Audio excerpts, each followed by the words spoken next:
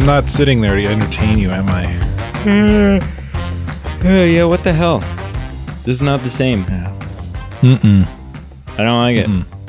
Yeah, we got to sit down and watch a movie together, and after what seemed like an hour of commercials, we got to watch some trailers, and none of those trailers we're talking about today. Well, I mean, what trailer? Yeah, I mean, what? I don't know. I thought that Ryan Fall Gosling Guy? movie Is looked that- pretty fun. Yeah, I think it looks Fall Guy? I think it looks like a lot of fun. Is that what it's called? The Fall Guy? Yeah, The Fall Guy. Yeah. Ryan looks Gosling, Emily Blunt, Aaron Taylor Johnson. That looks like such a good fun time. It does. I mean, yeah, we can talk about it. Sure. What do you? It's not on the show notes. We can't talk about it. It's not on the show notes. Let's go. What do you want to? Moving on. To say about it? Oh, we are the Movie Men. Hello and welcome to the Movie Men podcast. Hey, I said that. You've got to say B team. The B team. Is that how you say it? Something like that. Yeah, that makes it up. Yeah. This is so off the rails. Like, I don't even know. Like, I've lost all momentum. Oh, I'm like kicking my garbage can. I kicked the can. Through Maz's game. It doesn't take much. Yeah, so we're so off the rails now that I've kicked the can. Yeah, hey, and welcome. It's another episode of the Movie News, which is exciting. Oh my God. You're Brady. Probably, yeah. My name's Brady. Yeah, I'm Carl. yeah, and Carl Completely derailed this. Yes. Oh my God, man. Mission Good objective Lord. complete.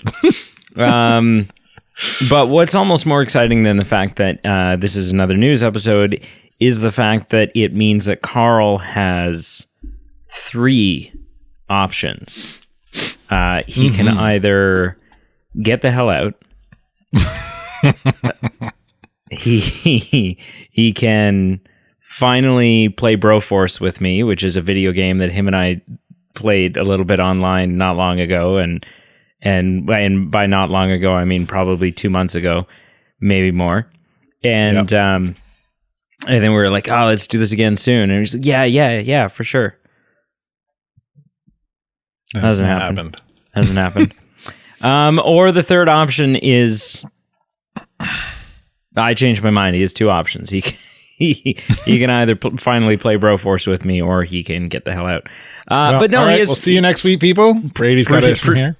Presumably, Carl has 3 categories for me to pick from for some sort of worldly news thing. Yep, I tech. do. What did you call this segment? You had a name. You sort of titled it yourself, and I don't remember what it was. I don't know. Yeah, The weird world we live in.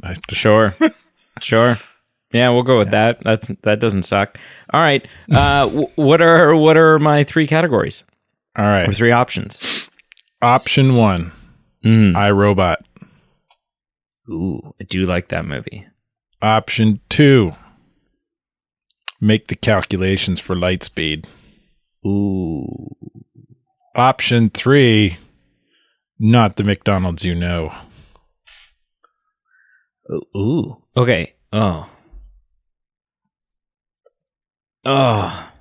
See, Yeah, these ones are good. If I can like pull back the curtain a little bit for you, please. the McDonald ones is probably the least interesting of the 2 in Okay. terms of like conversation, but it is kind of interesting enough that I made it an option. So, I mean,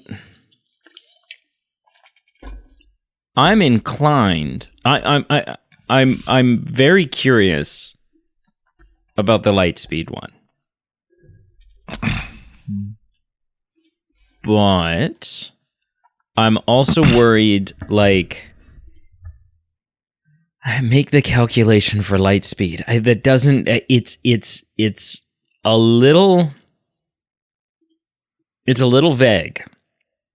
right? Because I don't know if what I'm choosing is like, hey, we think soon that we'll be at a point where we will be able to travel at light speed, or if this is just some sort of like astrophysics thing where we now have an easier way to, but I mean, we've already calculated light speed. Like we already know what the speed of light speed.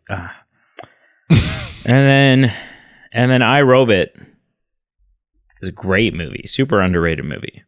Mm-hmm. Really like that movie. Who plays Will Smith? No, who plays the robot? Isn't it? Oh, I don't know. It's a well-known name, I think. Who plays Sonny? It's Alan Tudyk. Oh, is it really? Yeah. I love Alan Tudyk. Yeah. That's 2 robots he's played. He's played 2 robots. And Bruce Greenwood's in it, and he's not even playing the president. Weird. I wonder if the reason Alan Tudyk got the role in Rogue One was because of his role in iRobot. Maybe. They're like, you can do the robot thing. Man,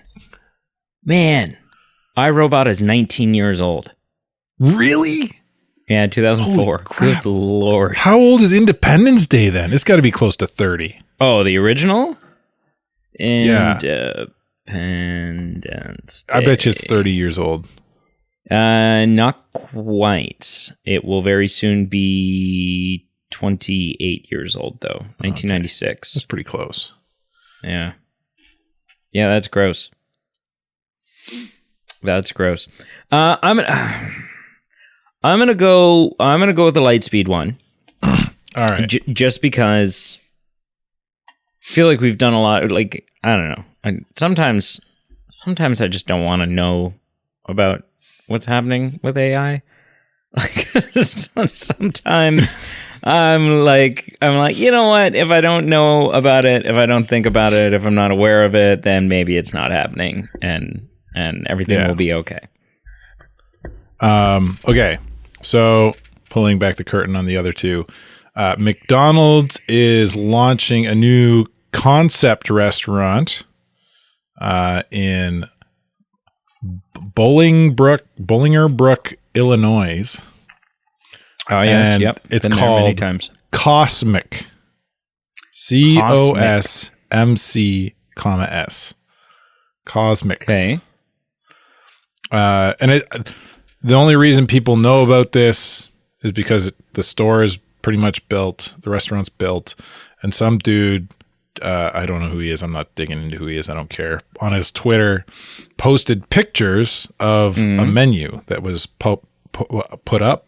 Oh, so it's like not the same food. No.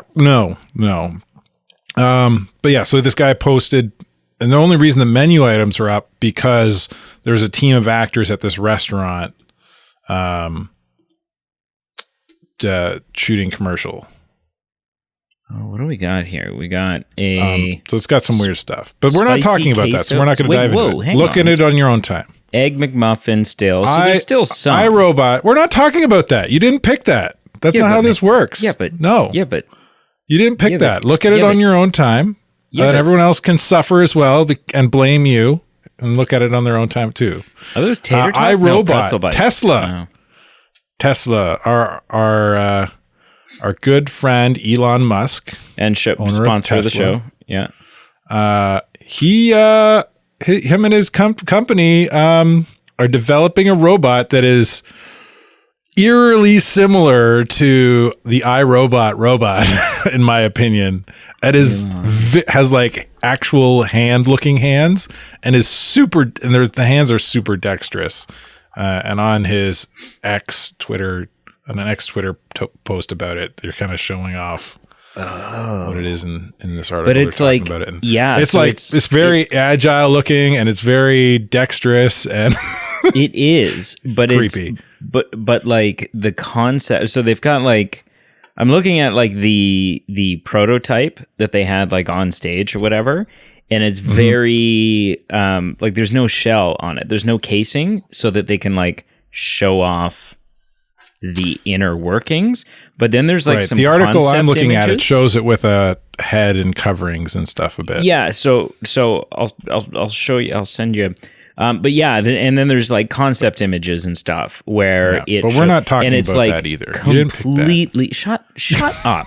And then it's like completely sleek looking, like has the same dimensions and sort of like fullness of a human being when it has all those coverings. Very much like the iRobot robots. I thought. Oh, gross. Anyway, but you chose calculations for light speed. Yeah. Yeah, which I've regretted send you a twice link now. so we can go through this article together. Twice now, I've regretted choosing Lightspeed. So this article is interesting. It's just kind of like an article diving into 8 alternative space flight concepts that could take us to the stars. So these are like space flight things that are actually being researched and have some real grounding in science and practicality of ways we could potentially be traveling through the stars. Well, they've got your number one's your light sail thing. So again. number one, the first one we've actually done before on this segment, the light sail, where laser beams from Earth get shot at a sail and push the vehicle through space. So yeah, it's pretty cool. The second, so we're just going to buzz through these options because it's a pretty brief for each one, so it'll be quick to go through them. But the next one is nuclear fusion propulsion. So we use nuclear fusion here in Ontario for our electricity at the Bruce Nuclear Power Plant. But the same kind of power could be utilized in a spaceship. So I don't know how they cool that, because nuclear, a nuclear space, power plant, they split the atom, and then that creates a lot of heat, which boils water, which that water then generates. It's essentially like a steam turbine, creates heat, and so it's So I don't know how they would do that in space, because there's no way. How do they cycle the water? Yeah, I don't know. I would imagine. I'm not a nuclear physicist. Yeah, no, I would imagine, and I am, but I haven't looked much into this. I would imagine that obviously there's some sort of like pumping system or whatever that's circulating the water through, and then much like a heat sink on a hard drive or a gaming console or whatever, where it just kind of like takes the heat and exposes it to the air and disperses it. I would imagine this thing has heat sinks that are exposed to the frigid, kill you in an instant temperatures of outer space. Right, but in nuclear energy, you need that heat. You harness the heat. You don't disperse it. No, I know. Yeah, so I don't know. But again, I would imagine that any cooling solutions that they may need to come up with are pretty I would imagine, step number one is, okay, how do we utilize the fact that we're in outer space and that's freezing? Yeah. Right. Anyway, nuclear fusion propulsion is something that NASA has looked at a number of times and had other organizations look at for them. So that's a possibility for space travel. The next one sounds to the moon. Ridiculous. Nuclear pulse propulsion. Now, have you read it? Don't read it. I haven't. What do you think this is?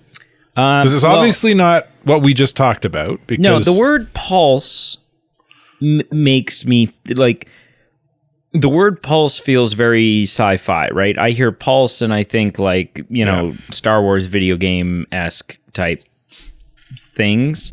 Yeah. So I would imagine, so far, the laser sail thing seems pretty sci-fi futuristic. The nuclear fusion one, not so much, right? It seems certainly it's an advancement, but it's not like this futuristic type thing, or I'm guessing this one is much more futuristic. Right. Okay. So it's not that much more futuristic. And this section of the article calls this some serious out-of-the-box thinking, which, yes, I think so. I'll just read this. So the method would require the development of a spacecraft capable of throwing several nuclear bombs out into space periodically. Oh, my God. The spacecraft would be fitted with radiation shielding and a shock absorber, and the nuclear bombs would have to explode at just the right distance to give the craft propulsion required to reach interstellar space. You know exactly how someone came up with this, right? Someone was sitting in the park with their grandchild, throwing breadcrumbs or whatever to the ducks and whatever.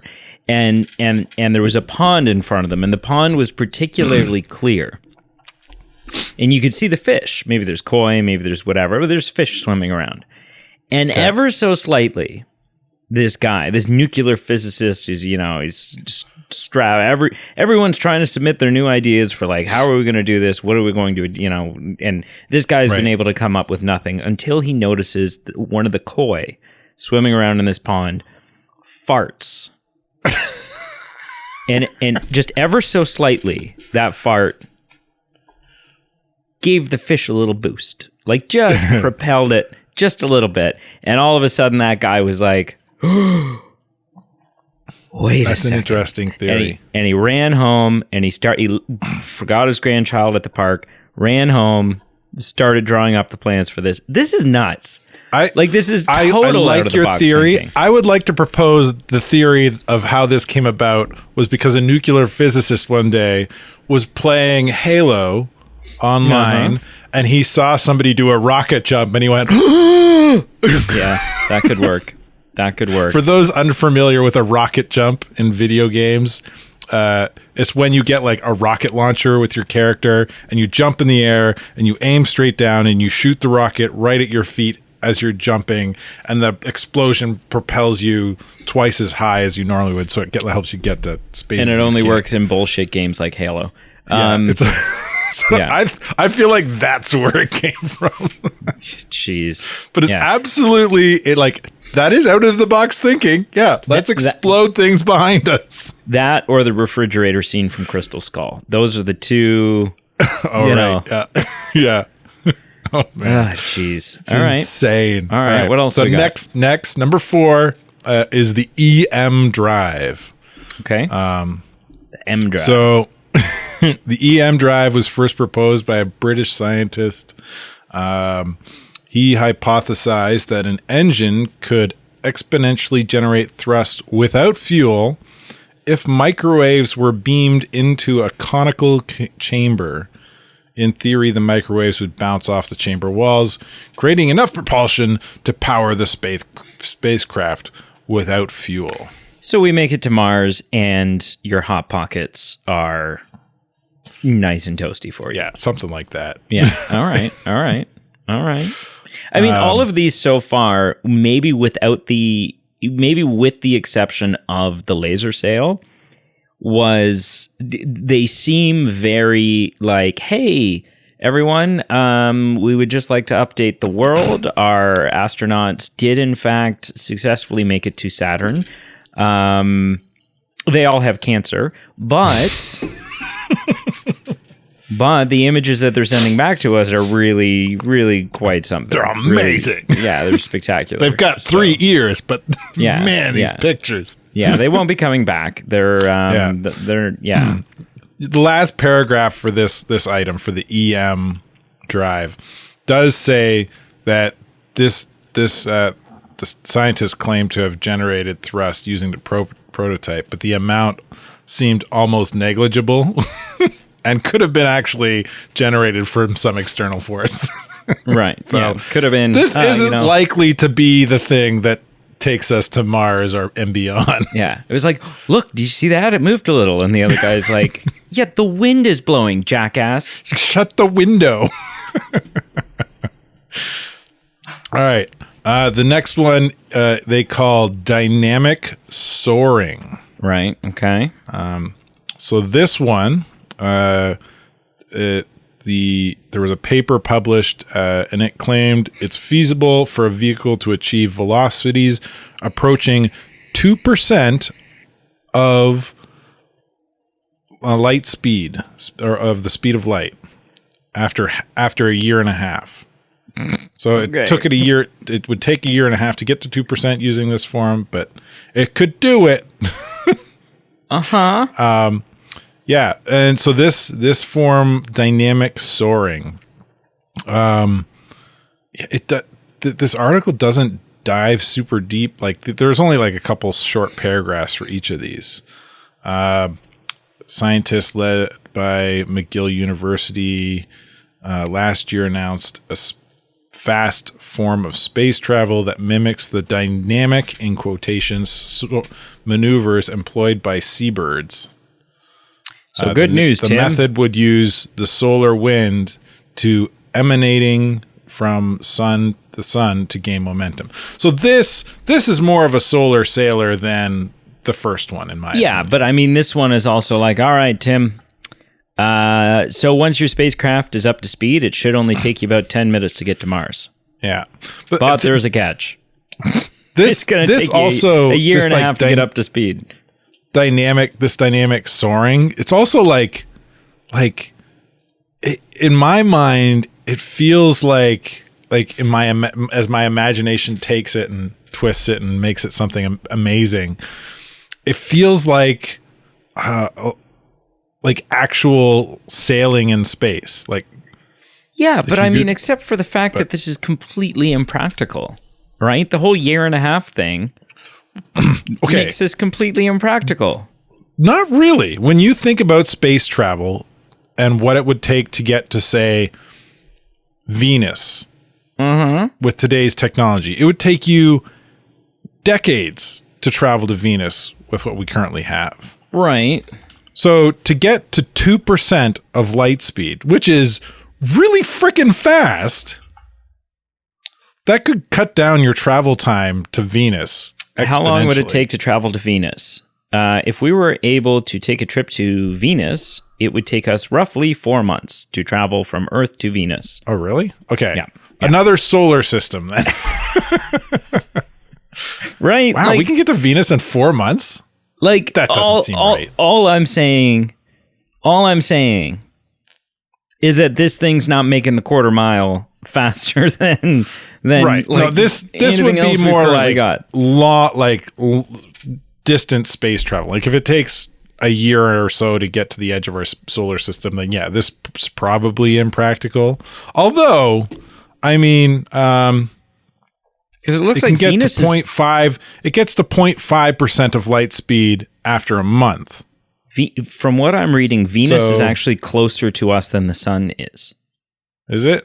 Yeah. Likewise, blah blah blah. Because it takes something like what? It's like 8 minutes or something for light from the sun to reach us. Yeah. Well, anyway. This is saying it takes 3.5 minutes for light from Venus to reach us. Right. Well, so this thing goes at the speed, can go 2% speed of light after a year, 0.5% the speed of light after a month. This thing can just potentially exponentially go faster and faster. Right. So yeah, and that's long distance, like really, really outside of our galaxy travel. This would be ideal, I think. Yeah. No, that being said, physics is still a thing, and slowing down would still be a challenge because you can't just stop on a dime. No, or else everybody would fly forward and splatter into goo. And also, it seems like, and again, like I don't fully understand the science behind it, but it also seems like even making micro trajectory adjustments would be pretty inefficient, right? And you'd probably have the same problem about like if you adjust too quickly, then everybody flies into the wall if you're going 2% the speed of light. Yeah. All right, what else we got? We got to keep going. We got 6. The Bussard ramjet. Okay. I don't know why it's called the Bussard ramjet. Oh, it's because it's named after a physicist probably some called guy named Robert Bussard. And Yeah. ramjet probably because, I don't know, he's compensating for something. I don't know.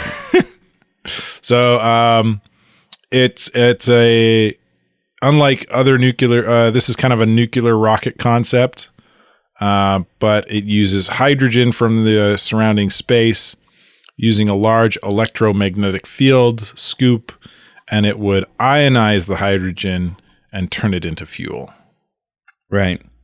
So it's kind of like the picture we're looking at is kind of like it's got a big funnel on it at the front, which friction isn't a thing in space. So, I mean, sure, why not?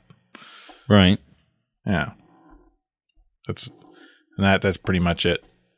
Okay. Yeah. It's not So a very either way, pretty it ship. seems like so Some far of these with are really most of cool these ships. ones- This one's probably the least pretty, I would think, out of one of these isn't even a ship. The EM field is just like a picture of what the device would look like, I guess.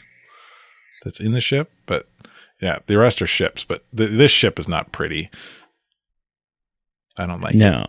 No. So Anyway, far, let's move on. all this of these, one's it kinda, cool. I it like kind of this seems next like one. kind of seems like Generation. nuclear is the. So yeah, the nuclear explosions behind you seems like the most efficient for sure. No, I mean just in general, like the majority of these yeah. are using some For sort what of we have nuclear. now, until we figure out how to make fusion work, then nuclear fission is the best way to create energy that we have. So the next one is called a generational ship. So this one, unlike the other ones we're talking about, would be considered to be a slower ship.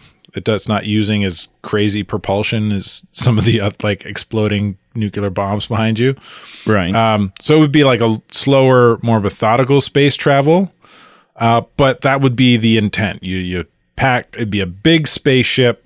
You pack 100 or so people on there, and the people who leave Earth aren't going to be the people that land on the planet that's been targeted. It's going to be their great grandkids or something like that. Mm-hmm. So generational ship. That's Yeah. Okay. Yeah. It's kind of cool. I like the picture of this one. It's kind of a big ring.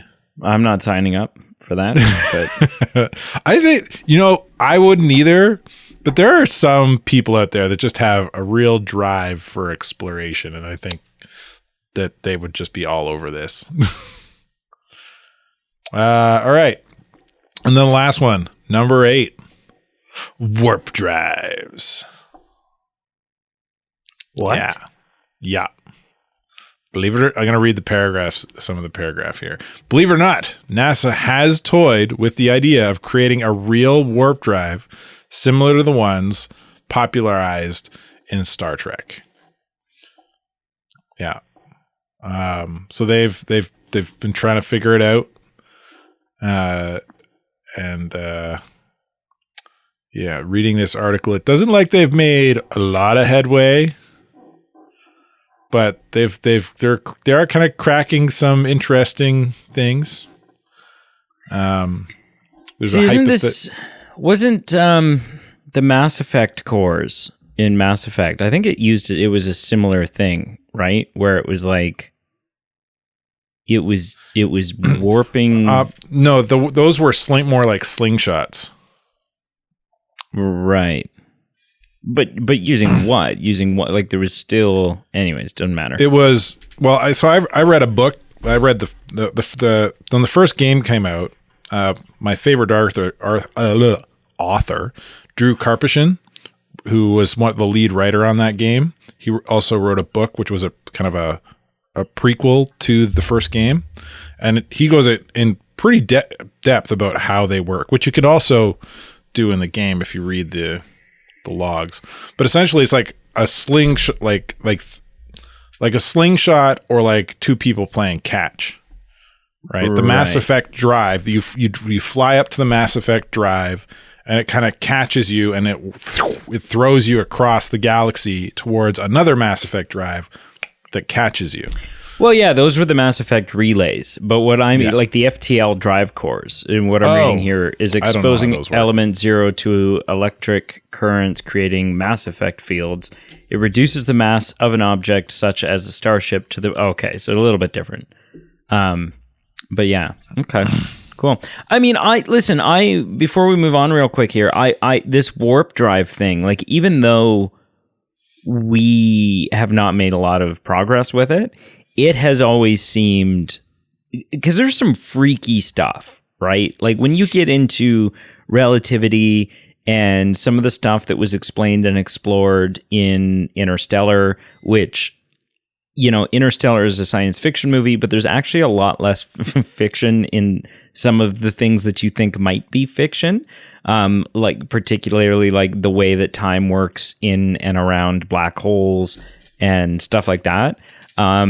And so I've always thought that, like, ultimately down the line, that this is going to be the be all and end all, is something similar to the warp drive, right? Mm-hmm. That is what, you know, yeah, we're a ways away from achieving it, but ultimately I think that is what is going to, you know, someday be the thing that we figure out and is far more effective and efficient than any of these other, like, nuclear and or fuel centric options. But and it's like the Star Trek warp drive stuff. I've seen it explained a couple different ways, like theories of how it works, and I always found the most interesting one that was like it kind of it's something like the spaceship gets folded, kind of, if you take like a piece of paper and you've got and you have the spaceship on one side of the paper and your destination on the other, and we would think of space travel kind of as a linear line like we do on Earth here, right? Where the warp drives in Star Trek bend the paper so that those 2 points connect, and it's like instantaneous travel. Yeah. Which is very similar to string theory, I think, if not almost exactly the same. Oh, I learned about string theory in my high school classes. I know exactly what you're talking about with string theory. Anyways, let's talk about news. Moving on Things to the understand. Show. Yeah. All right. So jumping right in. We've talked a little bit back about the Percy Jackson show that's coming. The first teaser trailer. The teaser trailer, and we looked at it. And I was like, yeah, you know, cool. But also there was a little bit of confusion, I think, between both of us, where we were just like, but who's really asking for this, right? Like, it just seemed like another one of those, like, well, you know, we just, you know, there was a push for more content on Disney Plus, and so, you know, we looked into our catalog of IPs and what do we have that we could do something with, that we could do maybe relatively low budget and just dump, you know, we don't have a lot of faith in it. We're just going to dump it on Disney Plus, and there you go, you know, Merry Christmas. Right? Very similar to whatever that Home Sweet Home Alone or whatever it was called thing. Just a lot of this crap that they seem to take and make real cheap and dump on Disney Plus. And that was it. That the trailer looked fine to me. But again, the big question was, well, but who cares? Well, apparently a lot of people. Apparently, I was apparently we're not one of them. Yeah, apparently I missed the mark entirely here. And may still be missing the mark. I don't know. Look, they've dropped the full trailer now. And I've watched it. And again, I think it looks good. I do. I think it looks great. You know, I've got no complaints. If I were super into Percy Jackson, I think this trailer would excite me quite a bit. I'm not super into Percy Jackson, but this trailer has still got me looking at it going, yeah, you know what? Maybe I'll check this out.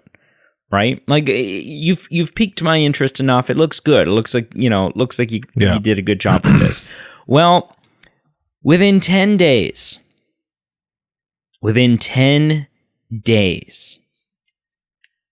of this trailer going online,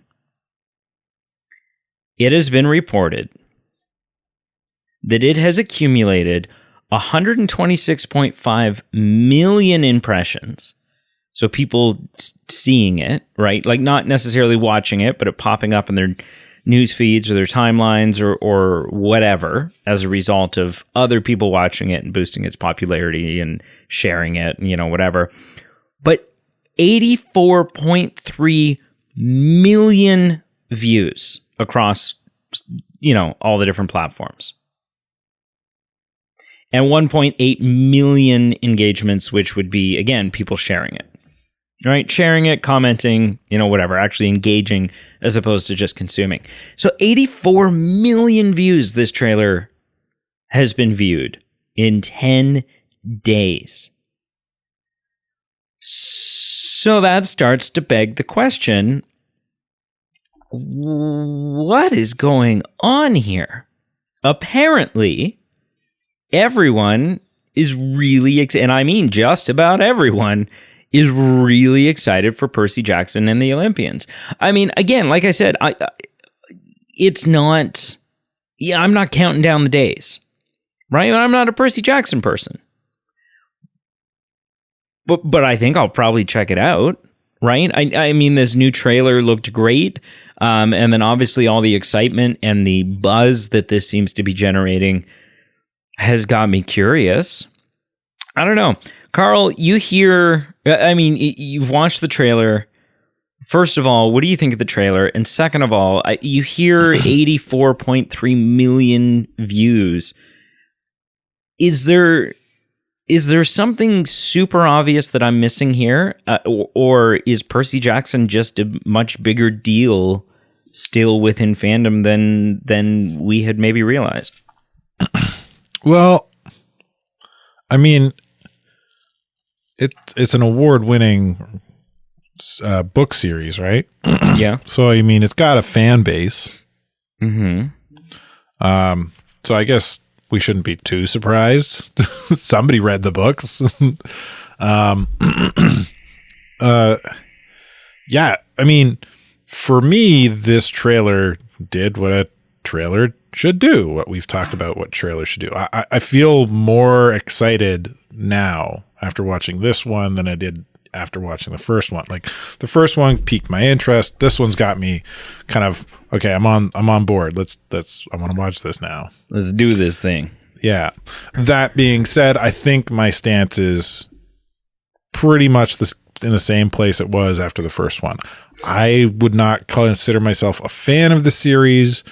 I enjoyed the films, even though apparently they were a sacrilege to the fans of the books. Like my niece hates the films the same way I hate the Disney Star Wars trilogy. Like she just they don't exist. had to find a way to bring that in, huh? I did. Yeah. which is fair, like she loves this franchise and she felt that the films did not do it justice. And so therefore it doesn't get her love and respect. I have no problem with that. Go for it, girl. That being said, I would be interested to see what she thinks of this. And like reading some of the comments are like talking about like, yeah, one of the top comment I've on my feed here when I look at the trailer says, when you can piece together every part of the trailer to a specific part in the book, that's when you know they did the research.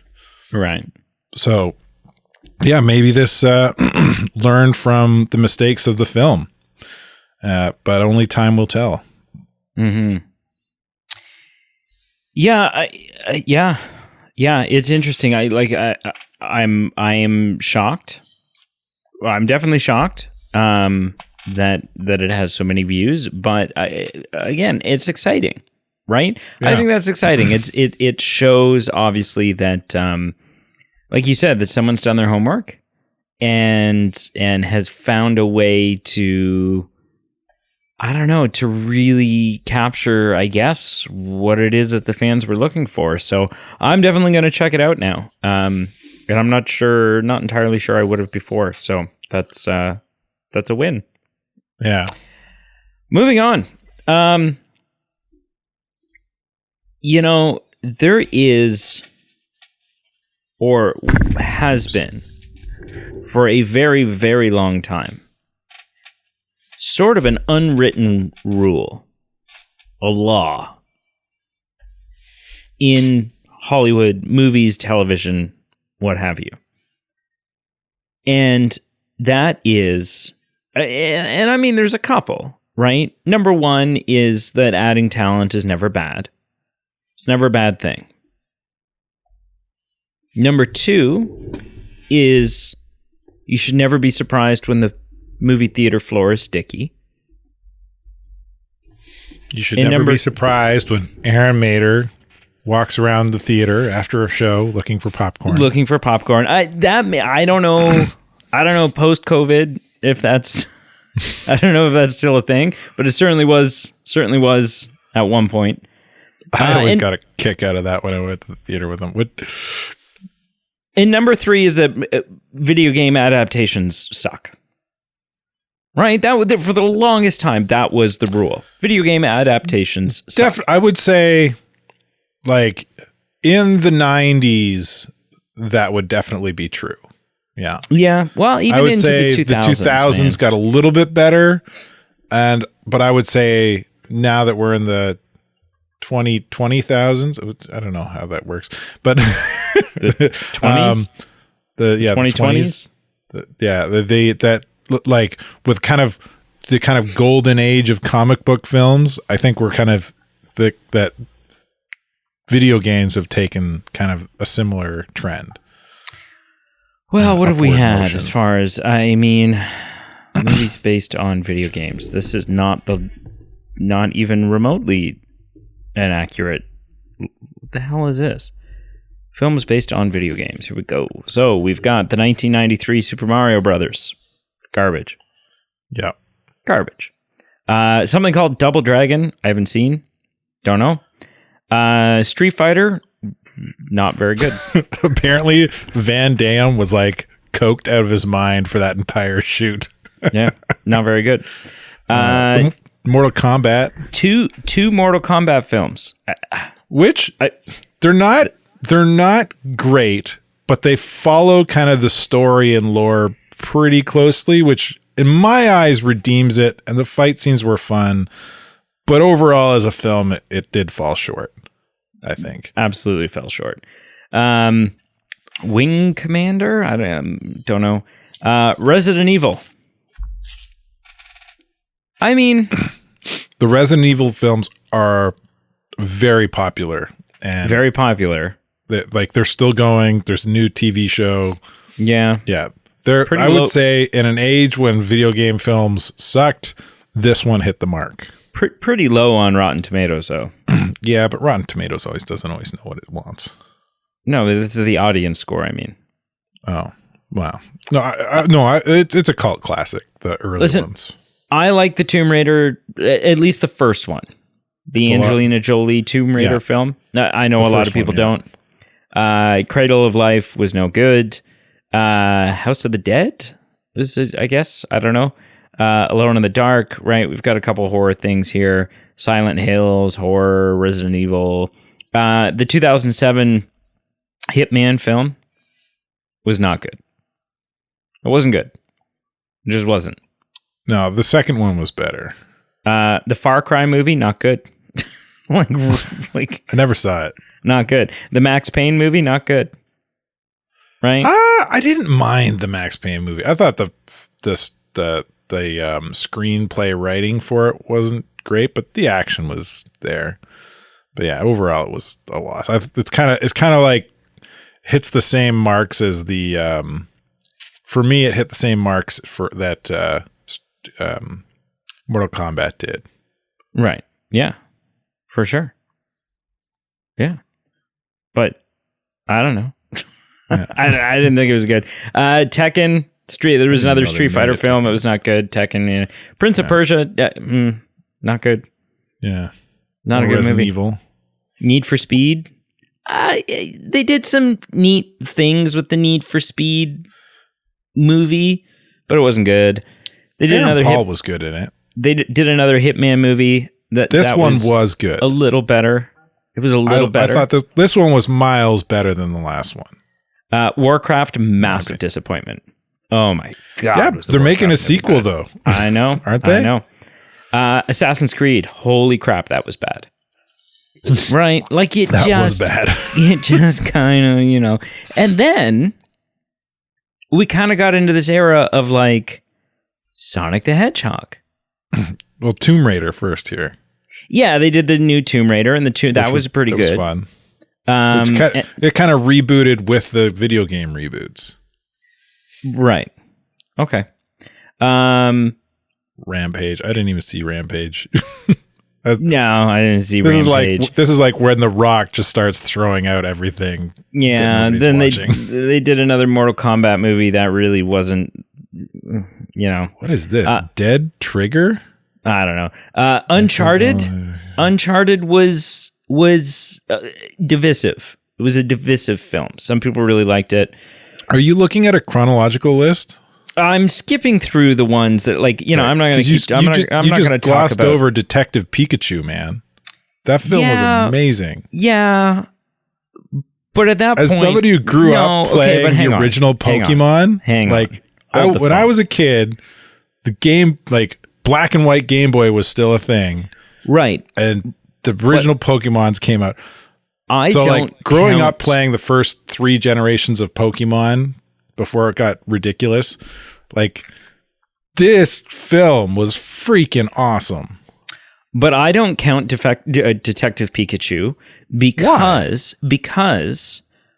that is the one title on this list. It's the one IP on this list that has in every way 110% transcended the status of simply being a video game franchise.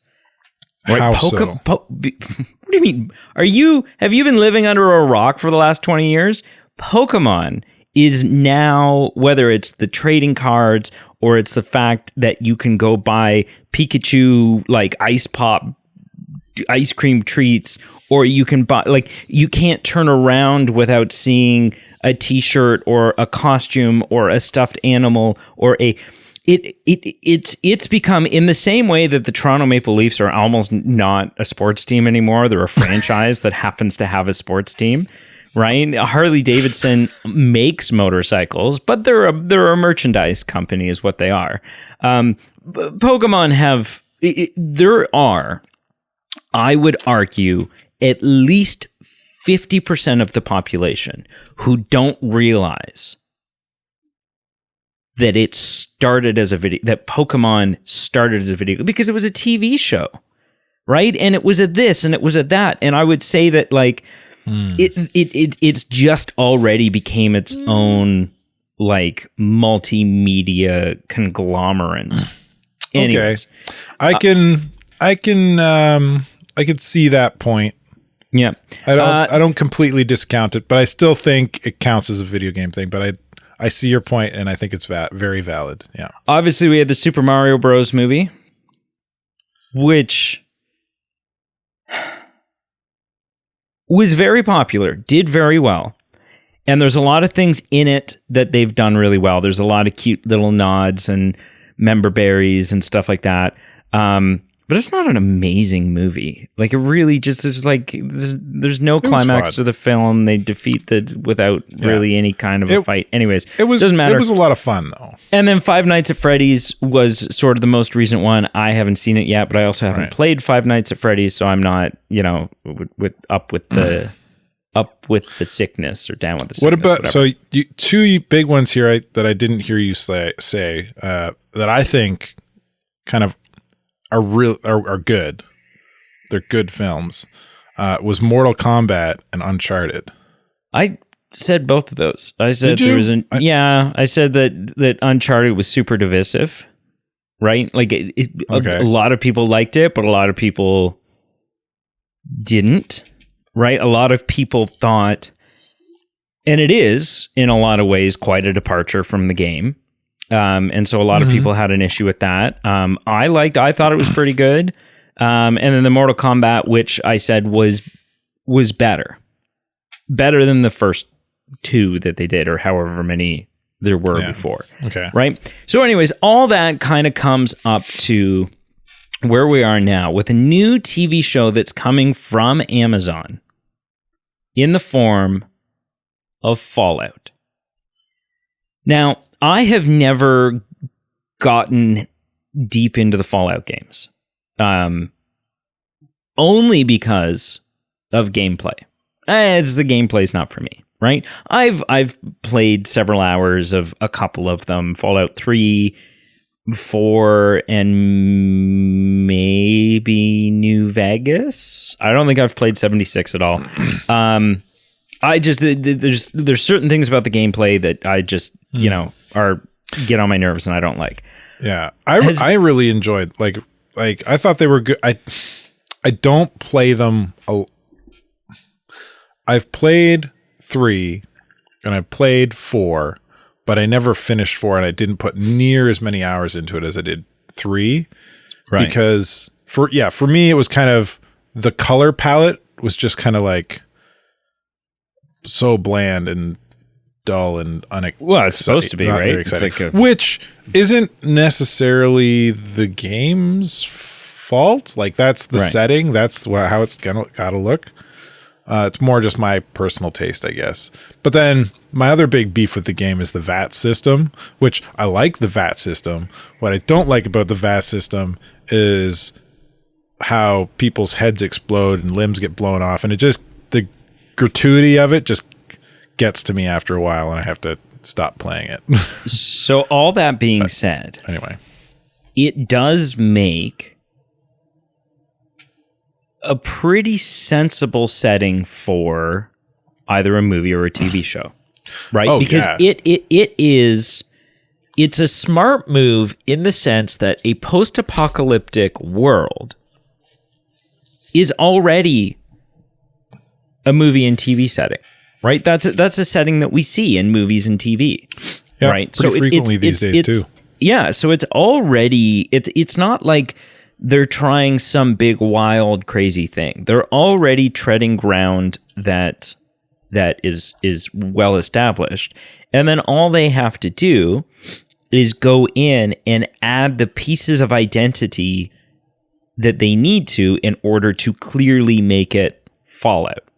Right. Yeah. And not just a generic post-apocalyptic thing. So a couple days ago, we got a bunch of pictures that dropped, and the pictures looks great. Like really, really, truly, like, especially I don't know what the guy in all the armor. I don't know. There's probably a name. Just power armor. Yeah. Yeah. It looked great. Right. And the blue and yellow jumpsuits and everything, like it looks and feels like what I know of Fallout. Then we got a trailer.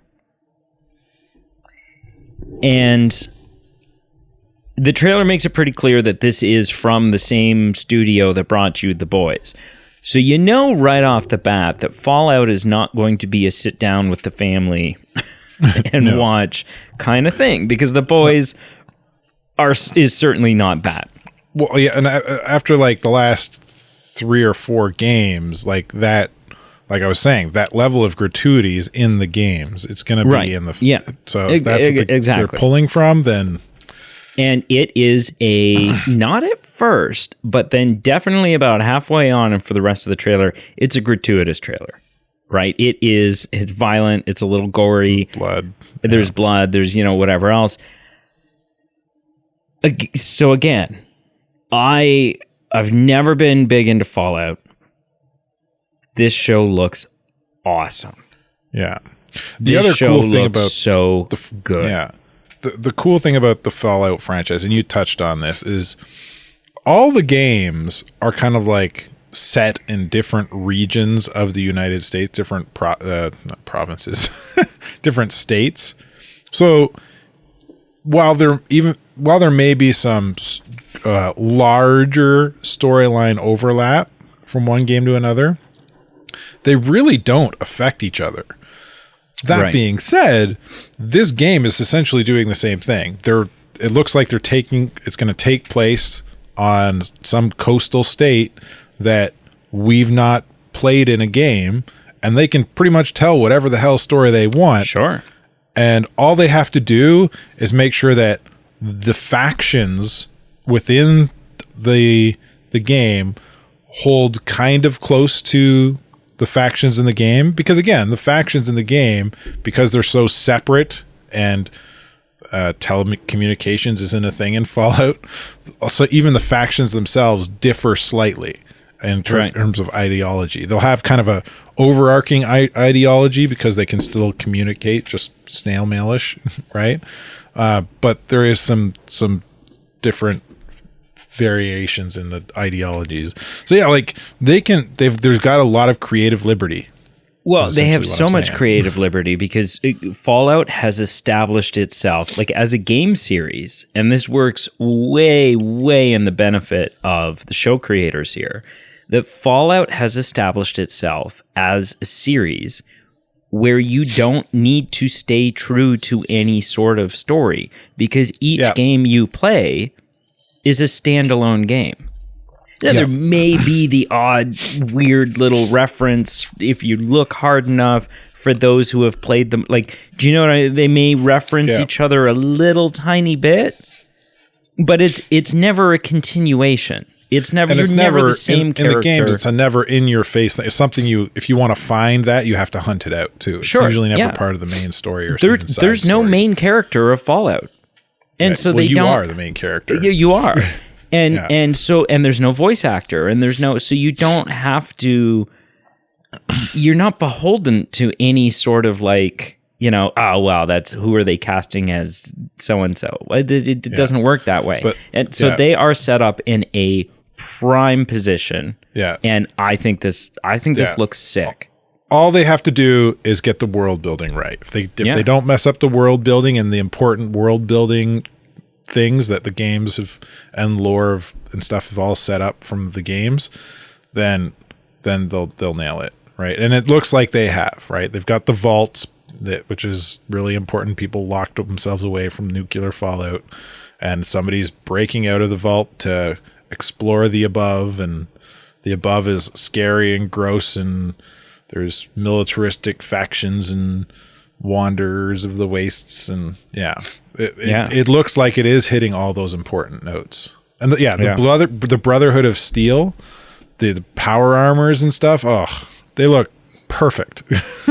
So even though I'm not a huge fan of this looks great. I'm on the same page as you. Yeah, I'm so stoked. And what is the hang on a tick Fallout show?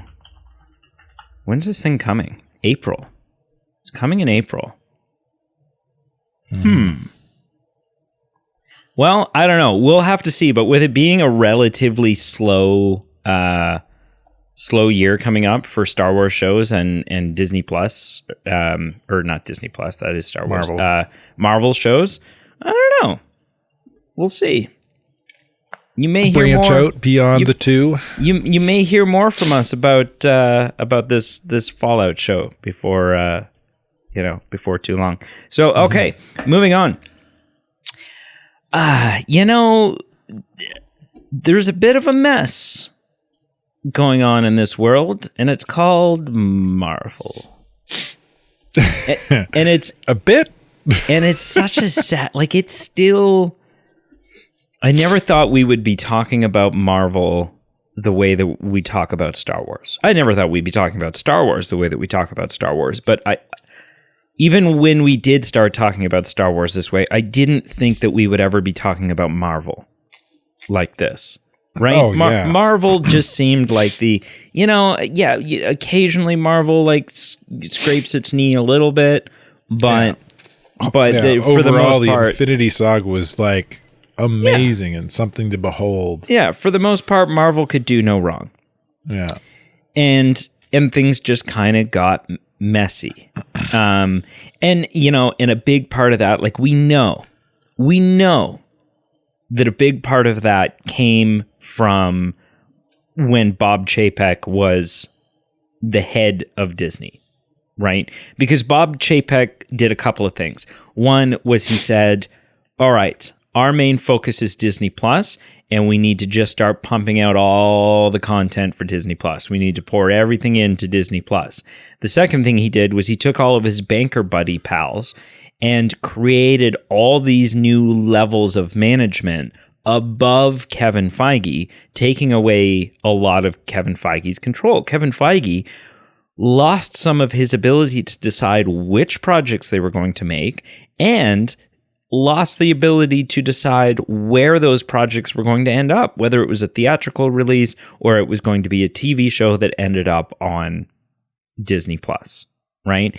And I guarantee you, shows like She-Hulk, shows like Moon Knight, those are the product of pushing for more Disney Plus content. I don't think you would have gotten a Moon Knight had Kevin Feige had all the control and whatever that he used to have. Right? Like it just seemed there's so many projects seemed like just kind of tacked on, thrown together, stick them in there, get it done. Post Endgame, the MCU and it's the way it's kind of being built seems vastly different than what Feige had done with Infinity Saga. And so one of those big things has been, well, what is going on with Kang, right? We've talked about this a bunch. Is Kang on his way out? Are they, Jonathan Majors is now officially, his trial has started, right? So the question is still looming and maybe looming now more than ever. Like, is Jonathan Majors going to be a free man by the time we're supposed to get Kang Dynasty, right? And then we heard some things that, like, even outside of the whole Jonathan Majors drama, that Marvel may just be looking to move away from Kang as their storyline regardless, because it just hasn't landed, because it hasn't worked the way that they had kind of hoped it was going to. Well, we also know that Avengers 5, which is still technically titled Kang Dynasty, we haven't heard anything otherwise, right? My guess is we're going to get Secret Wars Part 1 and 2. My guess is that is what it will end up being. But right now it's still, Avengers 5 is still Kang Dynasty. And it recently lost its writer, it lost its director, it lost, like a bunch of people left, and some of the things that we had sort of heard or were removed, and some of the things that we had heard from those insiders who wrote the Marvel Legacy, whatever it's called, book, was that a big part of this push, a big part of these changes, is because those people were very heavily tied into, especially the writer, was very heavily connected and tied into and invested in the Kang story, and that there seems like they might be moving away from that. Well, anyways, Avengers 5 now has a new writer, and it is Michael Waldron. Now, who the hell is Michael Waldron? Michael Waldron is the guy that created the show Loki. Not only did he create the show Loki, he was the writer for Doctor Strange, the Multiverse of Madness. So he's become a little bit of a, like, he's one of the Marvel guys now, right? He's a golden boy. Yeah, he's a golden boy, right? He's one of the Marvel guys, right? He's in the Rolodex, not just as a, like, oh, you remember that we worked that one time with that one guy? No, he's one of the guys. He's got a company jacket. He's on on Kevin Feige's phone as favorites. Yeah. And so there you have it. Michael Waldron, the creator of Loki and the writer of Multiverse of Madness, is now the writer for Avengers 5. And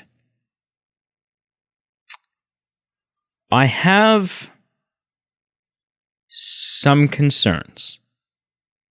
Not a lot. I'm not like, I'm not going to sit here and tell you, this is a bad idea. Because I don't know. What I will say is, he didn't write Loki. He created it, right?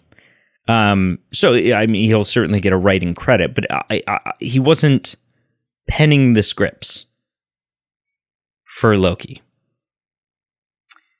And the script that he did pen for Marvel, Multiverse of Madness, I like. A lot of people do not. It's one of the divisive films, right? There are some films that have come out, or some projects that have come out from Marvel that I would say are more universally considered to suck. Multiverse of Madness is kind of one of those divisive ones. And so, yes, he's a favorite. Yes, he's a golden boy.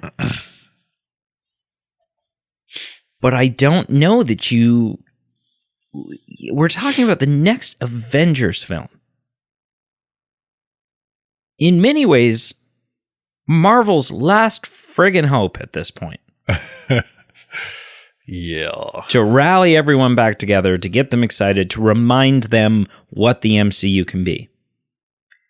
And I don't know if you hand the keys to that car to someone like this. I don't know. Right? So, again, I'm not going to say this is a bad idea because I like Multiverse of Madness. I like Loki. Right? So both projects that he's been attached to, I've enjoyed, but I also know that a lot of people don't like Multiverse of Madness, and that's the one that he wrote. And so it will be interesting to see how this shakes out. Yeah, I don't know. Carl, you hear this.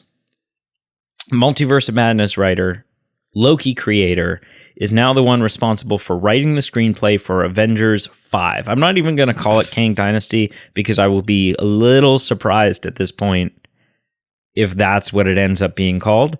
What are your thoughts? Does this excite you? Is this a great move? Do you have some concerns? I don't know. I don't think I'm as worried about it as you. Okay. Like, I also enjoyed Doctor Strange and Loki, and I think the predicament that Marvel's in with this multiverse / time branches, now time tree Idrisil thing, is with Loki as the god of stories at the center of it all. Like, he's the person that probably understands it as better than most, especially kind of having a backdoor glimpse. Like, his mind, because his mind's been writing and penning and helping create these stories, right? Like, he's dreaming and kind of storyboarding in his head with Kevin Feige beyond what we've seen and what's already being written. So I feel like if you're going to have somebody kind of try to right the ship out of the mess that's become the multiverse saga, that's kind of somebody you want at the helm, right? You don't, bringing in somebody new to try and figure out which way to go. For sure. You've got to bring them up to speed. You got to make sure they know all the little fiddly bits, right? Something's more likely to get missed or overlooked or changed unintentionally or intentionally that people will dislike. Because where somebody who's been part of it just knows that stuff. Been a part of it and been a part of specifically two projects, major parts of building it, have dealt with the multiverse. Right. Like it's not like finding out that, it's the writer from Eternals. And it's like, okay, well, great. But that film had nothing to do with the multiverse. If the next Avengers film was more about the Eternals and mashed up somehow with what happened in Moon Knight, this wouldn't be your guy. No. Right? No. But because this is a multiverse timeline thing, this is the guy. Yeah, I would say that's a really good point. I would say, like, you don't even though it dealt with multiverse, you don't even get the guy that wrote No Way Home. Because there's really no multiverse rule building that happens in that. No, they just kind of pull some Spider-Man into it just kind of happens. The universe. Yeah, there's not they don't go anywhere. They just pull some people from previous films. Yeah. Yeah. It'll be interesting. It'll be interesting to see how this goes. It'll be interesting to see if Kang Dynasty or whatever it's going to be called will make sense of how the multiverse works in the MCU. And, to Marvel's credit, I don't think they're withholding any information intentionally. I think that we will understand how the multiverse works within the MCU as soon as Marvel figures out how it works. Once they figure it out, we'll know. We'll know then too, right? We'll be the first to find out. No, that's interesting. You have cleared up any doubt that I had, I think this is a smart move. And now it'll just kind of come down to who do they get as a director? Who are they able to get as a director? And I think there's an obvious choice, but I don't think it's going to happen, right? Oh, yeah? Who's that? Oh, the Russo brothers. Oh. At this point, if you need someone to come in, and you get the people behind Winter Soldier, Civil War, Infinity War, and Endgame, right? Like you get those guys to come and right the ship for you. Yeah. Okay. But I don't think it'll happen. And if I were the Russo brothers, I would say, I'm sorry, what? You want us to get back on this boat now that it's at the bottom of the ocean? Yeah. There's holes in that boat. Why would I get on it? Now, moving on, one of the things that had been, one of the things that's rumored to be happening, and even Kevin Feige kind of like it sort of takes it out of the realm of rumor and pumps it into the holy crap, what are you guys planning? When the guys at these book writers, I can never remember their names, said that the Marvel is quite potentially seeing Secret Wars as a way to press a little bit of a reset button. Right? They're going to, obviously, if you know the story of Secret Wars, they're going to amalgamate the multiverse into one cohesive storyline, of effectively closing off the multiverse story, right? Bringing that to an end. And through which they say, we're probably going to trim the fat, right? Get rid of some characters that we don't need to have in there. And maybe, just maybe, see some faces, bring back some faces that you thought you wouldn't see again. So that led to all kinds of speculation, right? It led to speculation of, oh my God, is Robert Downey Jr. coming back? And then rumors were going around that, yes, in fact, Robert Downey Jr.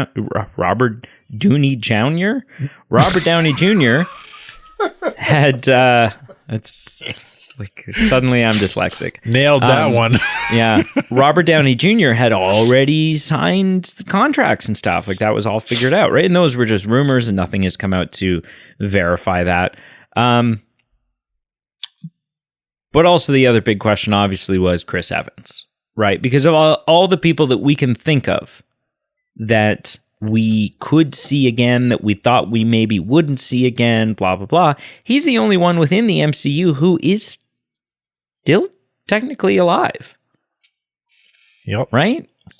Steve Rogers is still kicking. I mean, he's drinking friggin' Ensure Boost meal replacement drinks and stuff because he's With that body, no way. has trouble chewing food with those teeth at this age. But like, whatever it is, he's old, hiding out on the moon, or so the theory goes.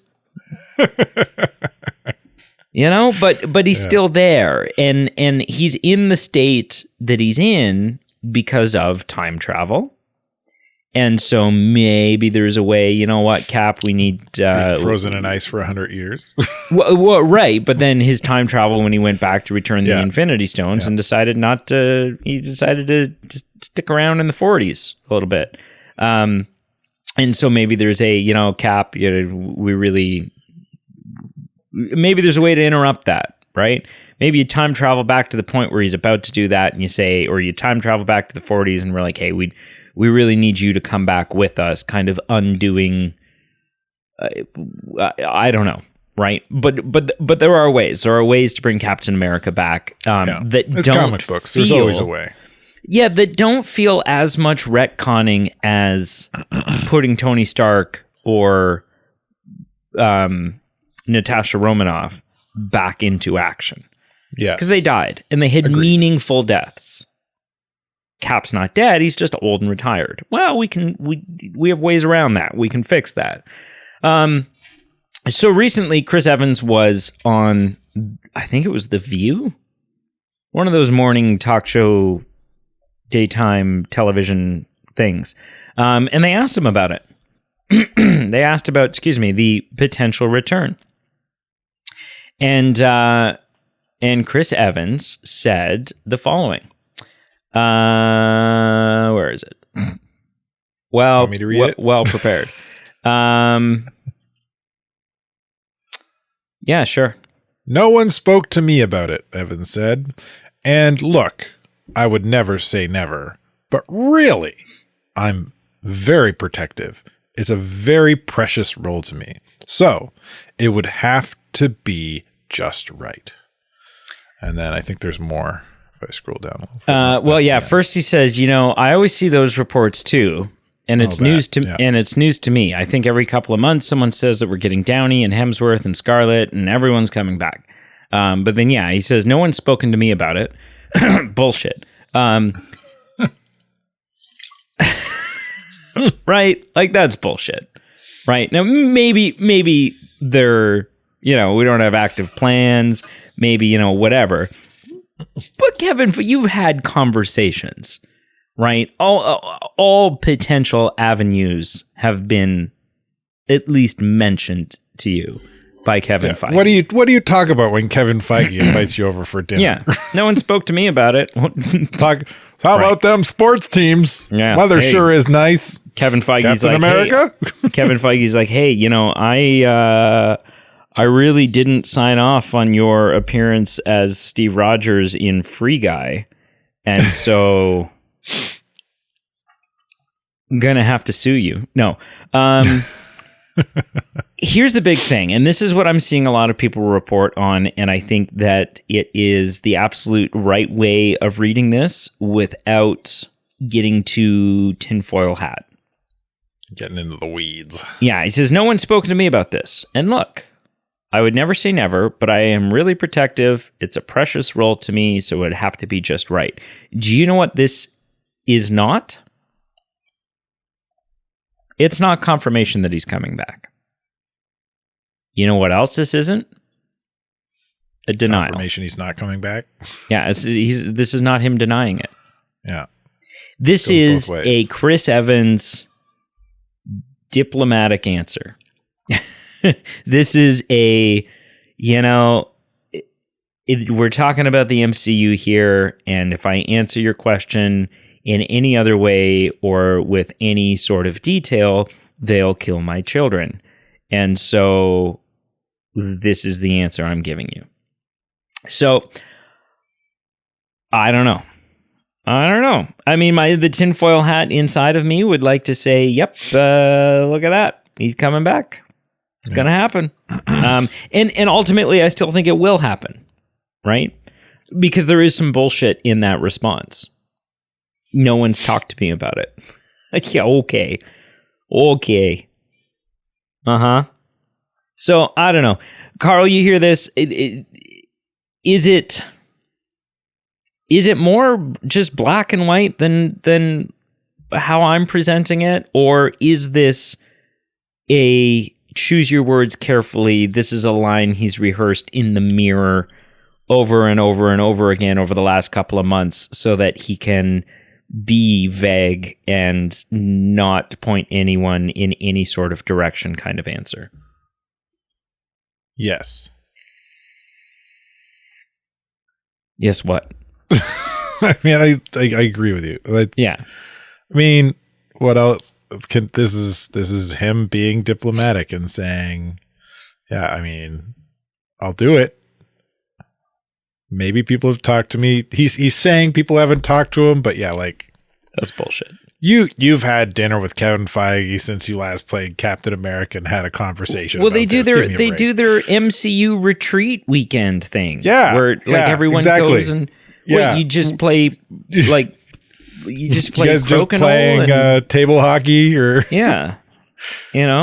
doing body shots. Like, what do you know? You're talking about this MCU. type of stuff. And even though if you're going there, even though your character is retired, quote unquote, and you're not in the films anymore, why are you going there if you're not talking about the potential for Captain America? Oh, absolutely. So yeah, there's been conversations. It's a diplomatic answer. It's the same. It's the exact same type of answer that Andrew Garfield was giving about Spider-Man before No Way Home. It's almost identical. Yeah. Well, I mean, yes and no. And I mean, Andrew was like, so I'm not, he flat out said, I'm not in it. He's like, I'd tell you if I was. Like, Andrew lied through his teeth, right? He's like, I'm not in it. Nobody's asked me. He says it would have been, that would have been cool. Of course, I wonder, what it would be like for these characters to interact. But like, I'm not in it. But you see, you know what I'm saying. It's the same.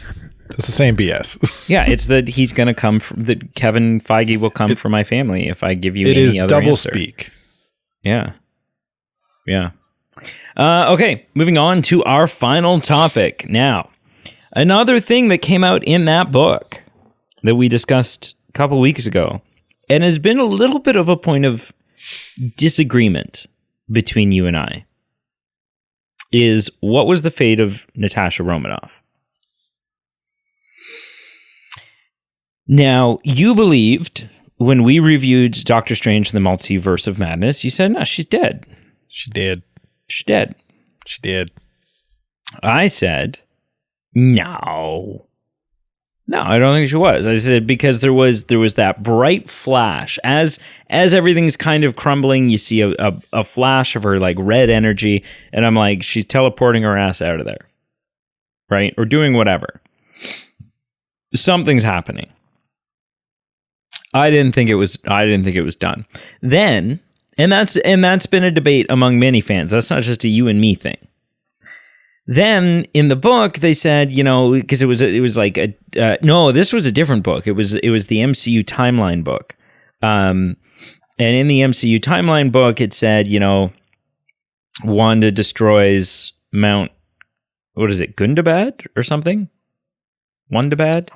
Wandabad. Wandabad. She destroyed Mount Wandabad. Gunda something. It destroys that, like, the Darkhold Temple, Scarlet Witch throne thing, mountain. And then the book says, and in doing so, eliminates two of the largest threats in the MCU, whatever it is, right? And a lot of people, I think yourself included, took that as a, see? Like, see? She's dead. Right? It says right there. Eliminated her as a threat. And I'm like, well, I still don't buy it because my tinfoil hat is on.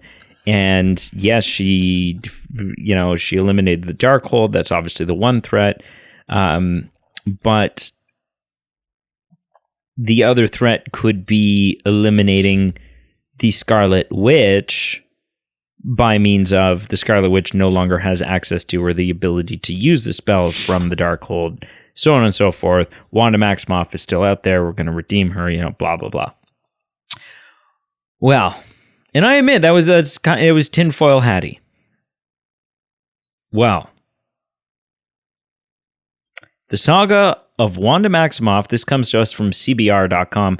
The saga of Wanda Maximoff may not be over, as a new rumor claims that the Scarlet Witch could be returning to the silver screen, as revealed in a post from the Scarlet Witch Updates Twitter account, which, okay, this is coming from a Twitter account. That's important to acknowledge. Daniel Richman as its source. It cites insider Daniel Richman as its source. Marvel Studio wants a Scarlet Witch project to be a movie, with the company considering WandaVision creator and showrunner Jack Schaefer as director and writer for the movie. The rumor has been picking up steam, getting covered by various outlets. Currently, however, neither Marvel nor Disney have officially confirmed this claim, so it should be taken with a grain of salt. I really want this to be a thing. Right? Like, I really, really, really want this to be a thing. And there's been, there was at one point, Kevin Feige was doing like a red carpet or something, and they asked him whether or not Wanda was, Wundagore is the name of the mountain, Mount Wundagore. He was asked, right? He was asked, is she dead? And Kevin Feige said, I don't know that we saw her under the rubble. I saw a tower coming down and a little red flash. I don't know what that means. Which is bullshit. Obviously, he knows what that means. But she did. But what a thing. Shut up. But what a thing for him to specifically, obviously there's a reason that red flash happens. That red flash happened to create debate among fans. And Kevin Feige is very, very specifically pointing out that red flash and saying, I don't know, we never saw a body. So I like to think that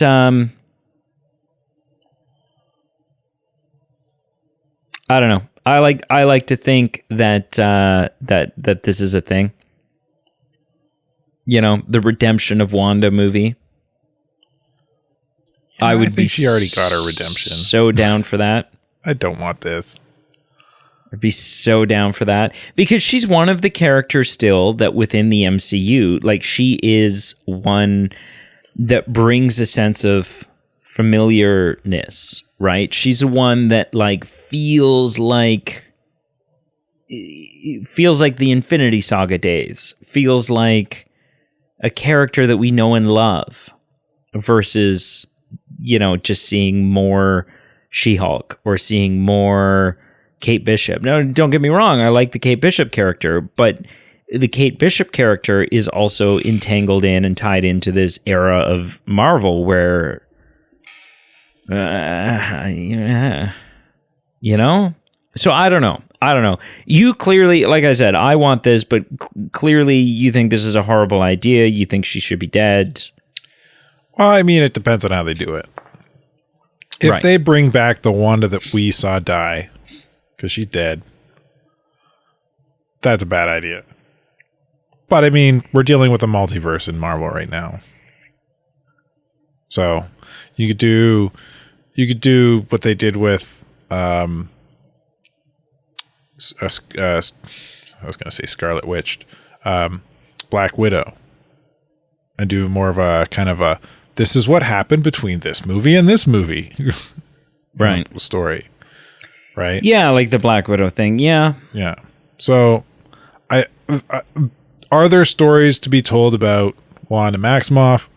Absolutely, there still is.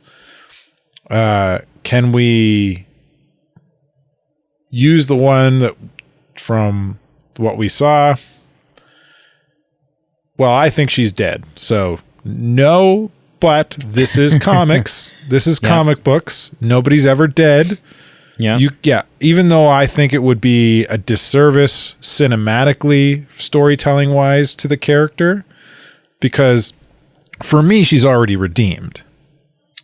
Right. Her death, her redemption is the same. It felt and is akin to Darth Vader's redemption. Right. Right. That she doesn't need a redemption movie. It's done. She sacrificed herself to save others. She's redeemed. End of story. And that redemption is the more poignant and hard hitting because she dies than if she survives. Right. So bringing her back makes that feel like cheapened. Yeah. But you could do it. Yeah. Well, I hope they do, but just because, I love me some Wanda Maximoff, and I just want all the Wanda Maximoff I can get. Because she's been one of the best parts of the series in the last however many years, right? So yeah. it'll be interesting to see. But I don't know. I kind of hope it happens. Well, that's it. That's all the news. That's it. Yeah, it's done. Yeah. See ya. See you later. Yep. Yeah. Thanks for coming. Yep. There's not anything else? No, it's over. What? Yeah. Are you sure? I'm pretty sure. Okay. Unless you want to talk about that Ryan Gosling movie some more. Nah, we're good. We mentioned it. We talked about it. Yeah, it looks good. Yeah. It's a weird shaped head. Do without those commercials. Especially that. Yeah. What was that one commercial about again? I made a note about it. Oh my goodness. That was hilarious. To talk to your doctor about. Yeah, but you thought it was something else. I thought it was a Coca-Cola commercial. You thought it was a Coca-Cola. Because legitimately, because it was very is Rebelsis good for me? Right, because the rule is, oh man, if you're watching a commercial in a movie theater and 30 seconds in you have zero idea what it's about, then it's Coke.